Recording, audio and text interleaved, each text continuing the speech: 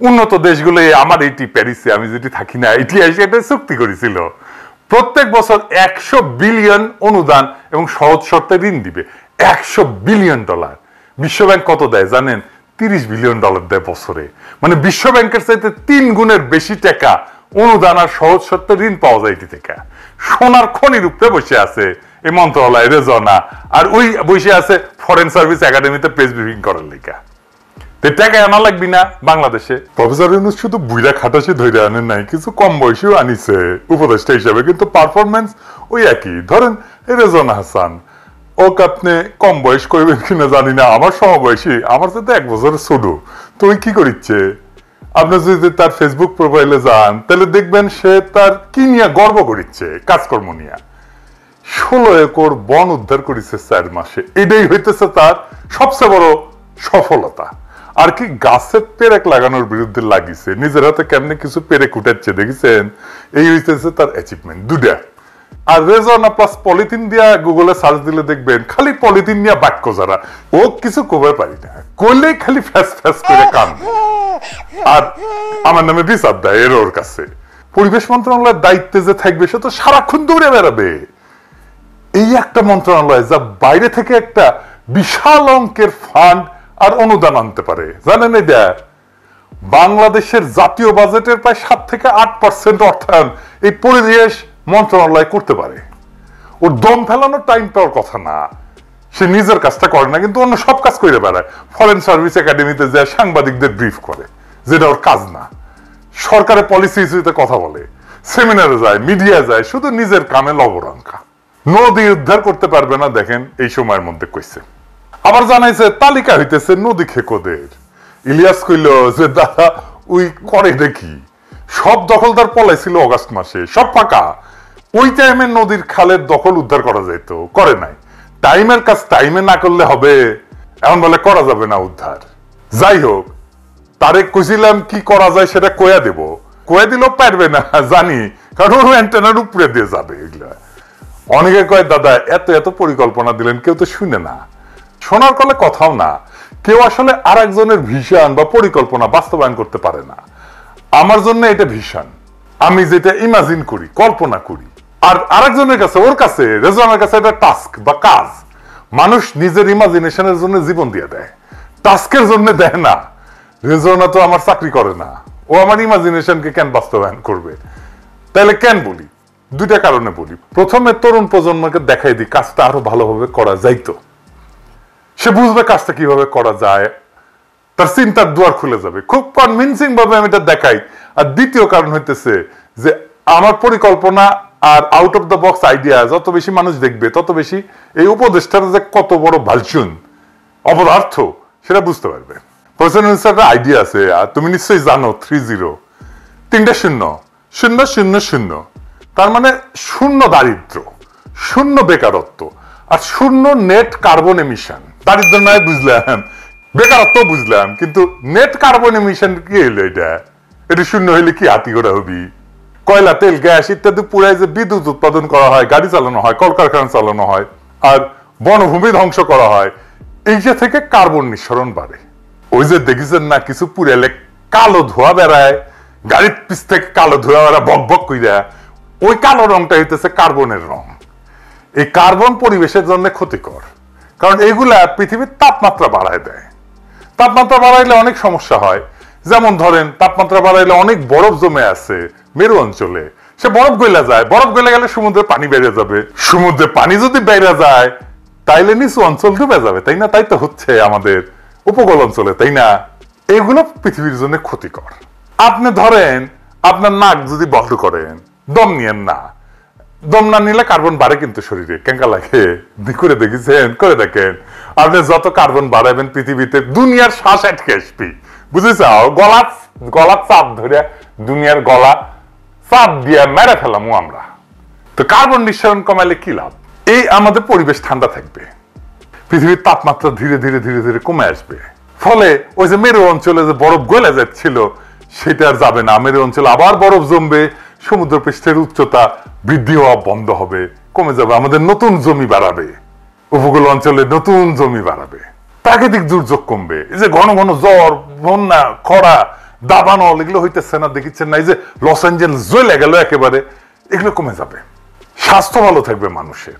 কম carbon নিঃসরণ মানে কম বায়ু দূষণ, ফলে শ্বাসকষ্ট হবে না, অ্যাজমা হবে না, হৃদরোগ হবে না, ক্যান্সার হবে না, এগুলো কমে আসবে। আর কি, বন্যপ্রাণী, জীব বৈচিত্র্য, উদ্ভিদ, গাছপালা এগুলো রক্ষা পাবে। আর আমাদের যে ভবিষ্যৎ প্রজন্ম, তারা একটা বসবাসযোগ্য পৃথিবী পাবে, যেখানে বাস করে তারা শান্তিতে থাকতে পারবে। সেটা তো আমাদের কাজ। আমাদের জিন্দেগি তো গেছেই, ওদের জন্য একটা ভালো পৃথিবী আমাদের রেখে যেতে হবে, তাই না? মানে ধরেন আমরা যখন পৃথিবীতে আসিছিলাম, আমরা যেটা পৃথিবী পাইছিলাম ওনকা পৃথিবী রেখে যাওয়া লাগবে তো আমাদের ভবিষ্যৎ প্রজন্মের জন্য, তাই না? এটাই তো আমাদের দায়িত্ব। তো আমাদের সব মন্ত্রণালয়ের নানা কাজের মধ্যে এই 3-0 পলিসি থাকতে পারে। কোনটা হয়তো একটা জিরো নিয়ে কাজ করবে, কোনটা 2টা জিরো নিয়ে কাজ করবে, কিন্তু রেজওয়ানার মন্ত্রণালয়, এই পরিবেশ মন্ত্রণালয় পুরো 3টা জিরো নিয়ে কাজ করতে পারে। এই যে কার্বন, এইটার নির্গমন, এটা কমানো এবং পরিবেশের সুরক্ষার জন্য আন্তর্জাতিক জলবায়ুর এটা ফান্ডিং আছে, সাহায্য আছে। এবং তারা কি করে, তারা কার্বন নির্গমন সম্পর্কিত অনুদান দেয়। যে কার্বন নির্গমন যদি আমি কমাইতে পারি তাহলে আমার অনুদান দেবে। তার মানে ধরো এই যে ইট ভাটা থেকে যে আগুন বেরোচ্ছে, কালো ধোঁয়া বেরোচ্ছে, তারপরে গাড়ির থেকে যে কালো ধোঁয়া বেরোচ্ছে না, ওইটা যদি আমি বন্ধ করতে পারি তাহলে গেলে আমাকে টাকা দিবি ওরা, বুঝছাও? এই কাজে টাকা পাওয়া যায়। কে কে দেয় টাকা? এইটার নাম আছে, একটা বিরাট খটোমটো ইংরেজি নাম আছে, আমি বাংলাত করছি আর কি। বৈশ্বিক জলবায়ু অর্থায়ন বলে।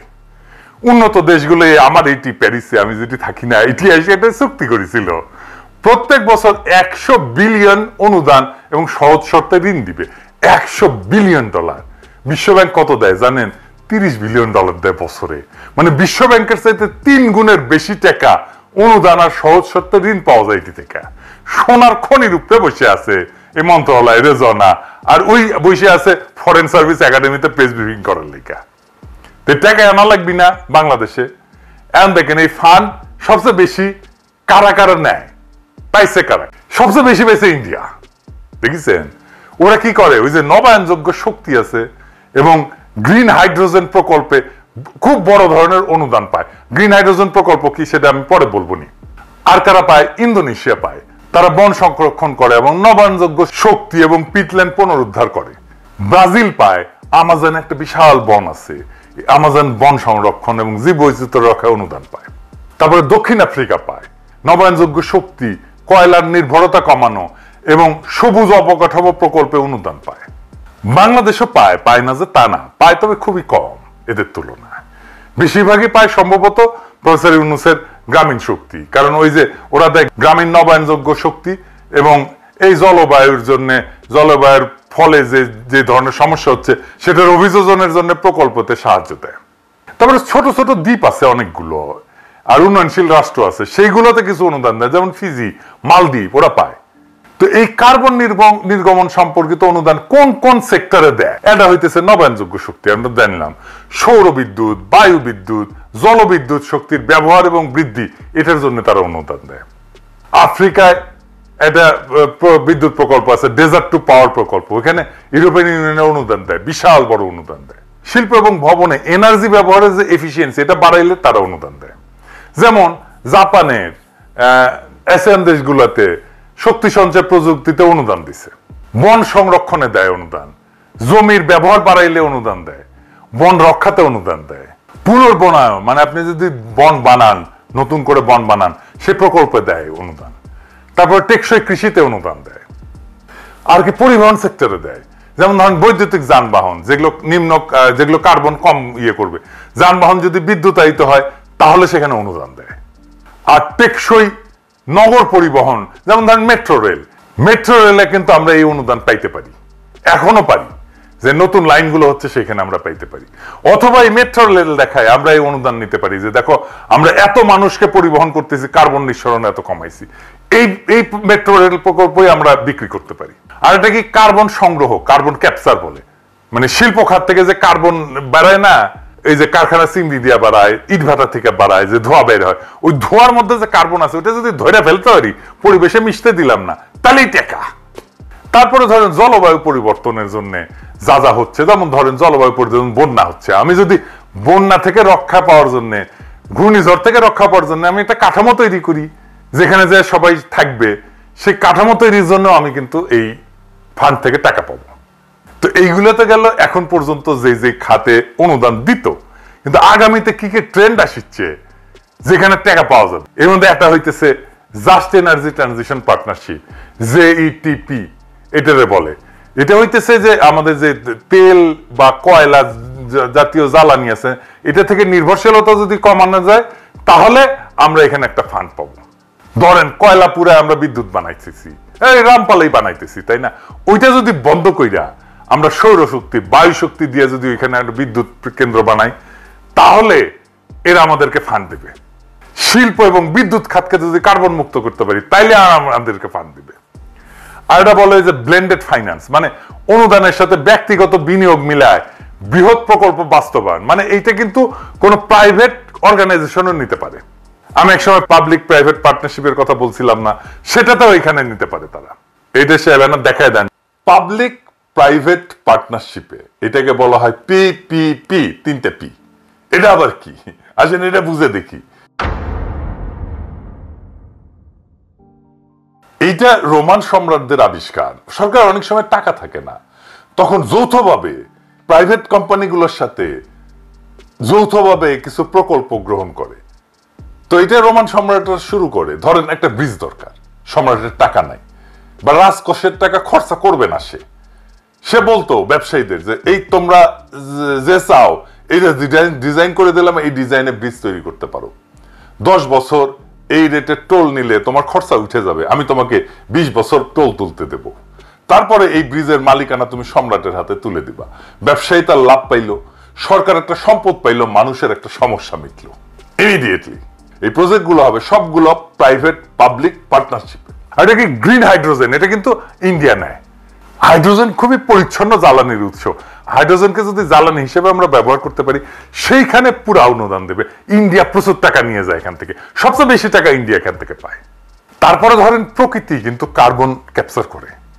প্রকৃতি ভিত্তিক সমাধান যদি বন বাড়ায়, জলাভূমি বাড়ায়, এগুলো প্রাকৃতিকভাবে কার্বন শোষণ করে, এগুলো বাড়াইলে আমরা এখান থেকে ফান্ড পাবো। যেমন ধরেন আমরা হাতির ঝিল প্রকল্প করছি, এই হাতির ঝিলের মতো প্রকল্প, এটার জন্য কিন্তু আমি ফান্ড পাইতে পারি।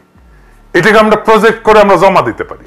তো বাংলাদেশ এখন কোথায় কোথায় থেকে কার্বন ফান্ড পাইতে পারে এবং সম্ভাব্য সর্বোচ্চ ফান্ডের সুযোগ কোথায় আছে, আসেন এটা নিয়ে একটু আলাপ করি। বাংলাদেশ তো জলবায়ু পরিবর্তনে ঝুঁকিপূর্ণ দেশ এবং বিভিন্ন আন্তর্জাতিক সংস্থা এবং উন্নত দেশ থেকে কার্বন নির্গমন হ্রাস এবং এর অভিযোজন প্রকল্পের জন্য বড় বড় ফান্ড পাওয়ার সম্ভাবনা আছে। কিন্তু লবিং করতে হবে আমাদের, নীতিগত কৌশল এবং আন্তর্জাতিক সহযোগিতা বৃদ্ধির মাধ্যমে এই সুযোগ আরো বাড়ানো যেতে পারে। তো সম্ভাব্য ফান্ডিং সোর্স কি? 1 নাম্বার, আন্তর্জাতিক সংস্থার গ্রিন ক্লাইমেট ফান্ড আছে। এখান থেকে কিন্তু জিসিএফ থেকে কিন্তু বাংলাদেশ ইতিমধ্যেই সাহায্য পায়, টাকা পয়সা পাইছে। বড় প্রকল্প নিলে, লবিং করলে প্রায় $1 বিলিয়ন পর্যন্ত ফান্ড পাওয়া সম্ভব এখানে। তো প্রজেক্ট কোথায় করা যায়? যেমন ধরেন উপকূলীয় সুরক্ষার জন্য প্রজেক্ট করা যায়, নদী ভাঙন রোধ জন্য প্রজেক্ট করা যায়, গ্রামীণ নবায়নযোগ্য শক্তি প্রকল্পে বড় প্রস্তাব দেওয়া যায়। এখন ছোট প্রস্তাব দিচ্ছে, কিন্তু বড় প্রস্তাব দেওয়া যায় সেখানে। আর একটা কি, global environment facility, GEF. GF প্রকল্পগুলোর মাধ্যমে বন সংরক্ষণ, বায়োডাইভার্সিটি, মানে প্রচুর পরিমাণে প্রাণী থাকবে, গাছপালা থাকবে নানা ধরনের, এবং কৃষি নির্ভর কার্বন সঞ্চয় প্রকল্পে ফান্ড পাওয়া যায়। এখান থেকে 300 থেকে 500 মিলিয়ন পর্যন্ত ফান্ড পাওয়া যেতে পারে ডলার। বিশ্ব ব্যাংক দেয়, ওয়ার্ল্ড ব্যাংক দেয়, নবায়নযোগ্য শক্তিতে দেয়, স্মার্ট গ্রিডে দেয়, জলবায়ু অভিযোজন প্রকল্পে দেয়। এনে বিশ্ব ব্যাংকের সাথে যদি আমরা এটা নিয়ে আলাপ আলোচনা করি, দেখবেন এখান থেকে একটা বড় ফান্ড পাওয়া সম্ভব। 500 থেকে 800 মিলিয়ন ডলার এখান থেকে আপোষে পাওয়া সম্ভব। ADB, Asian development bank fund দেয়। ওই একই জলবায়ু অভিযোজনে ফান্ড দেয়, নবায়নযোগ্য শক্তিতে ফান্ড দেয়, অবকাঠামো উন্নয়নের জন্য বড় ফান্ড দেয়, যেটা সাস্টেনেবল ডেভেলপমেন্টের জন্য কাজ করবে। আমরা বৃহৎ অবকাঠামো প্রকল্প তৈরির প্রস্তাব দিতে পারি এবং যেখানে কার্বন নিঃসরণ কমবে। $500 মিলিয়ন পাওয়া কোনো ব্যাপারই না এখান থেকে। কিছু কিছু উন্নত দেশ কিন্তু এই ব্যাপারে ফান্ড দেয়, যেমন নর্ডিক দেশগুলো, যেমন সুইডেন, নরওয়ে, ডেনমার্ক, প্রচুর ফান্ড দেয় এটার জন্য। এই 3টা দেশে আমাদের যে এমবাসি আছে, ডেনমার্কের রাষ্ট্রদূত, বাংলাদেশের রাষ্ট্রদূত, উনিও বলছেন আমাকে, কিছুদিন আগে ওনার ওখানে গেছিলাম, দেখা করছিলাম, খুব আতিথেয়তা করছিলেন, এবং উনি আমাকে বলছেন যে আমাদের এখানে প্রচুর ফান্ড আছে এবং আমরা যদি এই ডেনমার্কের এমবাসিকে কাজে লাগাইতে পারি, আমরা প্রচুর ফান্ড নিয়ে আসতে পারবো। বাংলাদেশের উপকূলীয় এলাকায় প্রাকৃতিক সম্পদ সংরক্ষণ এবং স্থানীয় মানুষের জীবিকা উন্নয়নের জন্য এই নর্ডিক দেশগুলো অনুদান বাড়াইতে পারে। আর ধরেন $300-400 মিলিয়ন তো পাওয়া সম্ভব এখানে। ইউরোপিয়ান ইউনিয়ন তারা ফান্ড দেয়। ইউরোপিয়ান ইউনিয়নের গ্রিন বিল প্রোগ্রাম আছে, এর আওতায় নবায়নযোগ্য শক্তি এবং কার্বন নির্গমন হ্রাস প্রকল্পে ফান্ড পাওয়া সম্ভব। 1 বিলিয়নের বেশি ফান্ড পাওয়া সম্ভব এখান থেকে। জাপান দেয় এখানে ফান্ড, এখানে এনার্জি এফিসিয়েন্সি বাড়ানোর জন্য তারা ফান্ড দেয়। গ্রামীণ অবকাঠামো এবং টেকসই কৃষি প্রকল্পে এরা ফান্ড দেয়, এখান থেকে $400-500 মিলিয়ন পাওয়া যেতে পারে। এটা ছাড়াও এগুলো তো গেল সরকার ফান্ড, এটা ছাড়াও বেসরকারি খাত এবং ফাউন্ডেশনও ফান্ড দেয়। কিন্তু Bill and Melinda Gates foundation ওরা ফান্ড দেয়, জলবায়ু অভিযোজনের জন্য দেয়, কৃষি খাতে কার্বন নির্গমন হ্রাস প্রকল্পে অর্থায়ন করে এরা। এখান থেকে খুব যে বেশি পাওয়া যাবে তা না, কিন্তু $50-100 মিলিয়ন পাওয়া যায়, এটাই কত তো, তাই না? কে দেয় এত টাকা? তারপর রকফেলার ফাউন্ডেশন ওরাও দেয়, এই নবায়নযোগ্য শক্তিতে দেয়। এরা বিল মেলিন্ডা গেটস ফাউন্ডেশন থেকে একটু বেশি দেয়, বা ধরেন $200 মিলিয়ন তো এখান থেকে পাওয়া সম্ভব। তাই এই ফান্ড পাওয়ার জন্য আপনি কি করবেন? প্রথম কাজ হচ্ছে জলবায়ু পরিবর্তনের ঝুঁকিপূর্ণ দেশ হিসেবে বাংলাদেশকে তুলে ধরতে হবে। বাংলাদেশ জলবায়ু পরিবর্তনের সবচেয়ে ক্ষতিগ্রস্ত দেশগুলোর তালিকায় আছে, এইটা আমাদের জন্য একটা সবচেয়ে বড় পয়েন্ট। কল লাগবে যে বড় ফান্ড না পেলে বাংলাদেশের অর্থনৈতিক এবং পরিবেশগত স্থিতিশীলতা হুমকির মুখে পড়বে। এটা ছাড়া আঞ্চলিক এবং বহুপাক্ষিক লবিং করতে হবে। G77 আছে, চায়না আছে, SIDS আছে, আবার এই LDC একটা ব্লক আছে, এদের সাথে একত্র হয়ে উন্নত দেশগুলোর কাছে চাপ সৃষ্টি করতে হবে এবং বড় বড় এবং বহুমুখী প্রকল্প প্রস্তাব তৈরি করতে হবে।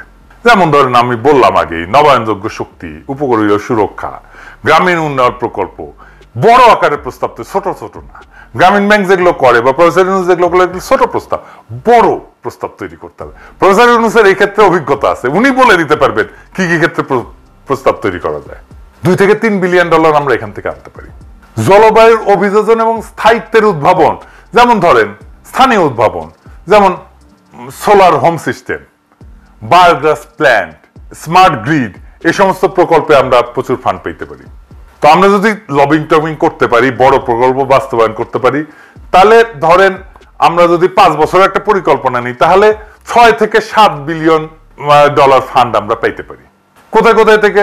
যেমন ধরেন GCSF থেকে 1-2 বিলিয়ন, ইউরোপিয়ান ইউনিয়ন থেকে 1 বিলিয়ন, বিশ্ব ব্যাংক থেকে 2-3 বিলিয়ন, অন্যান্য দেশ এবং ফাউন্ডেশন থেকে 1-2 বিলিয়ন। কত হয় দেখেন তো।